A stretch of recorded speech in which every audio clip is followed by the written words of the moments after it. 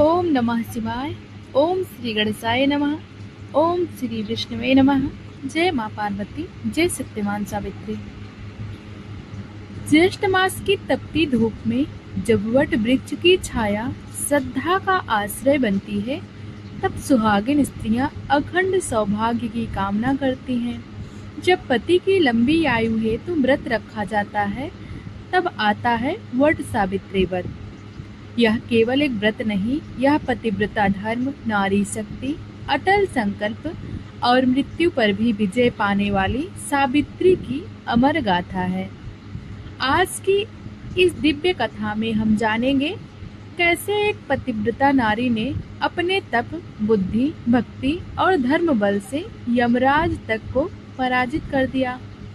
कैसे सावित्री ने अपने पति सत्यवान को मृत्यु के मुख से वापस पाया, और क्यों आज भी हर सुहागिन नारी वट वृक्ष की पूजा कर सावित्री का स्मरण करती हैं।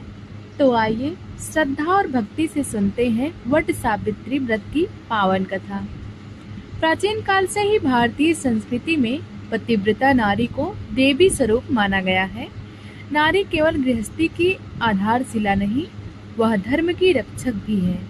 वट सावित्री व्रत ज्येष्ठ अमावस्या को किया जाता है। कुछ स्थानों पर ज्येष्ठ पूर्णिमा को भी इसका विधान है।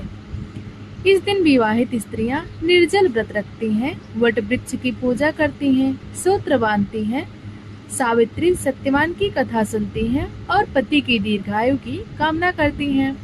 वट वृक्ष दीर्घ जीवन, स्थिरता और अखंड का प्रतीक है। जिस प्रकार वट वृक्ष सदियों तक जीवित रहता है, उसी प्रकार पति का जीवन भी दीर्घ और सुरक्षित रहे, यही इस व्रत की भावना है। बहुत समय पहले मद्र देश में अश्वपति नामक एक महान राजा राज्य करते थे। वे धर्मात्मा, न्यायप्रिय और प्रजा वात्सल्य थे। उनकी रानी भी सती साध्वी और धर्मपरायण थी। राज्य में धन, वैभव, सुख, समृद्धि सब कुछ था, किंतु राजा रानी के जीवन में एक गहरा दुख था। उनकी कोई संतान नहीं थी। वर्षों बीत गए। राजा ने अनेक यज्ञ किए, दान दिए, तीर्थ किए, किंतु संतान सुख प्राप्त न हुआ। जब राजा अश्वपति ने मां सावित्री की कठोर उपासना आरंभ की, प्रतिदिन 1,00,000 गायत्री मंत्र का जाप, तपस्या, व्रत और भक्ति, 18 वर्ष तक राजा ने निरंतर साधना की। अंततः माता सावित्री प्रसन्न हुई। आकाशवाणी हुई, राजन, तुम्हारी तपस्या सफल हुई। तुम्हारे यहाँ एक तेजस्वी कन्या जन्म लेगी, जो संसार में महान आदर्श स्थापित करेगी। राजा अत्यंत प्रसन्न हुए। समय आने पर रानी ने एक दिव्य कन्या को जन्म दिया। उनका नाम रखा गया सावित्री। सावित्री अत्यंत सुंदर, तेजस्वी, बुद्धिमती और दिव्य गुणों से युक्त थी।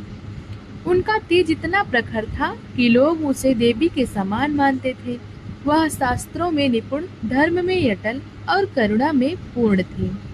जैसे जैसे वह बड़ी हुई, उसकी कीर्ति चारों दिशाओं में फैल गई, किंतु उसके तेज के कारण कोई भी राजकुमार स्वयं को उसके योग्य नहीं समझता था।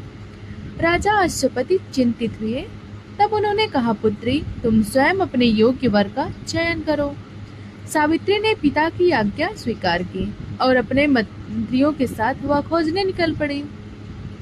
वनों, आश्रमों, राज्यों और तपोभूमियों में भ्रमण करते हुए एक दिन सावित्री वन में पहुंची। वहां उसने देखा एक तेजस्वी युवक जो वन में लकड़ियां काट रहा था। उसके मुख पर दिव्यता थी। वह विनम्र, वीर, धर्मात्मा और अत्यंत सुंदर था। वह था सत्यवान। सत्यवान अंधे राजा द्युम्नसेन का पुत्र था। द्युम्नसेन कभी शक्तिशाली राजा थे, किंतु शत्रुओं द्वारा राज्य छीन जाने पर वन में रहने लगे। सत्यवान अपने माता पिता की सेवा में समर्पित था। सावित्री ने उसे देखा और मन ही मन उसे अपना पति मान लिया। वह घर लौटकर पिता के पास आई और बोली, पिताश्री, मैंने सत्यवान को अपने पति के रूप में चुना है। उसी समय देवर्षि नारद वहां आए। राजा अश्वपति ने सत्यवान के विषय में पूछा। नारद बोले, सत्यवान सर्वगुण संपन्न है।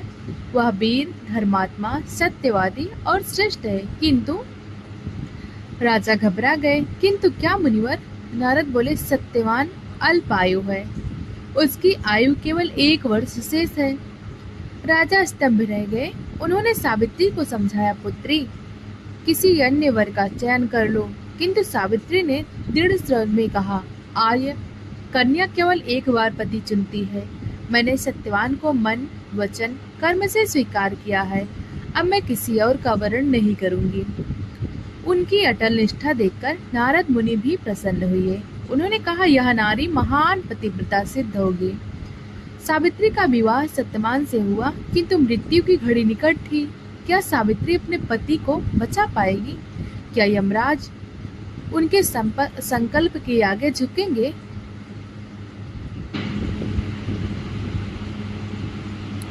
पतिव्रता धर्म की प्रतिमूर्ति सावित्री ने सत्यवान को अपना पति चुना। देवर्षि नारद की चेतावनी के बावजूद उसका संकल्प अडिग रहा।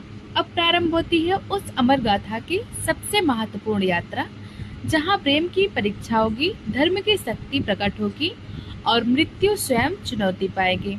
राजा अश्वपति ने धर्म पूर्वक सावित्री का विवाह वनवासी राजकुमार सत्यवान से कर दिया।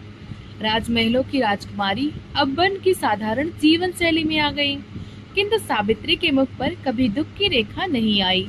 उसने अपने सास ससुर की सेवा को जीवन का सर्वोच्च धर्म माना।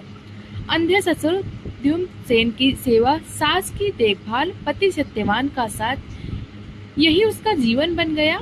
वह प्रतिदिन प्रातः उठती, पूजा करती, वन से फल फूल लाती, माता पिता की सेवा करती।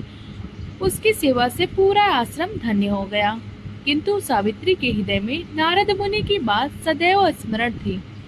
वह दिन रात गुप्त रूप से सत्यवान की शेष आयु गिन रही थी। दिन बीतते गए, ऋतुएं बदलती रही और धीरे धीरे वह अंतिम